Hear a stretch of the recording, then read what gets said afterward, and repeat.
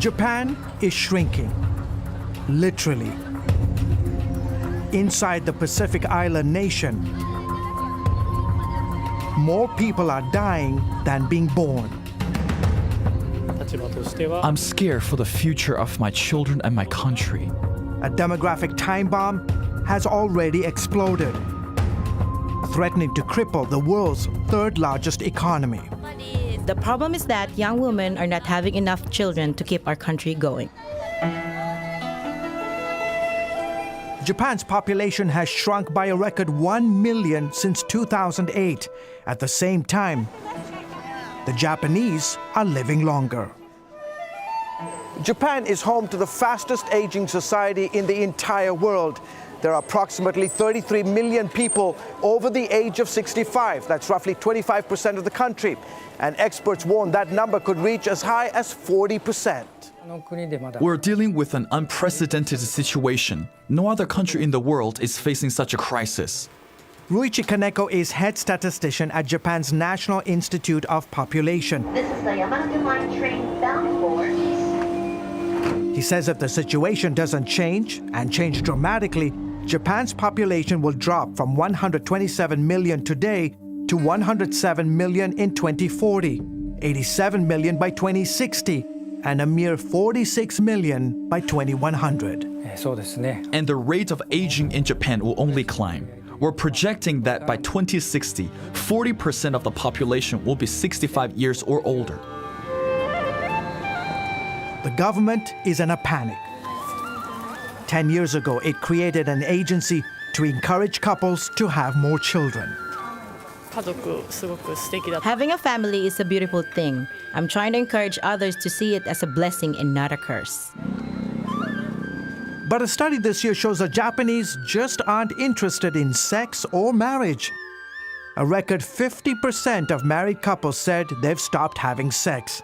Among the main reasons, 21% of men said they were too tired after work. 23% of women said sex was bothersome. This is why Japan is known in the world as the country with very few children.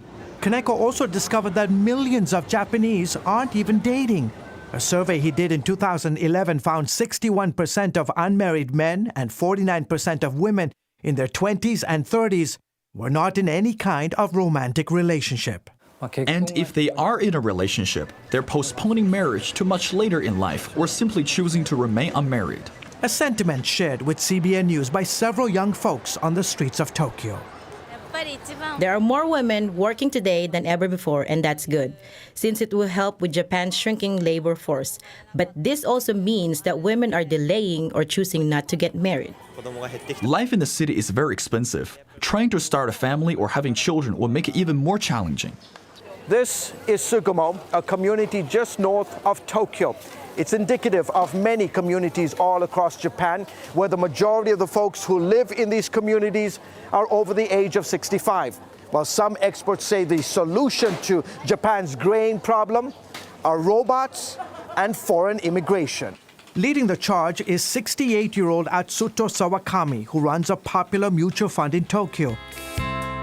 A robot bear for elderly care. He's investing millions of dollars in companies developing robots to assist the elderly. I'm interested in robotic suit technology that the elderly can wear to help them move around, plus other innovations that will help offset our shrinking labor force. Sawakami is also calling for large-scale foreign immigration, or else he says Japan will face an economic collapse. But the idea of opening the country up to foreigners is not a popular one.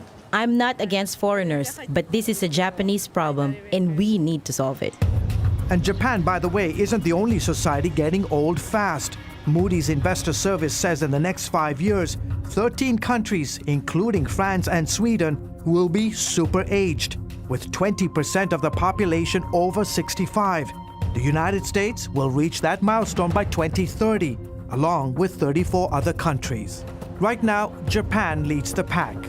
And Kaneko says if trends don't change and the country cannot quickly find solutions, the consequences will be devastating. The impact of our rapidly aging society will affect every area of our country. George Thomas, CBN News, Tokyo.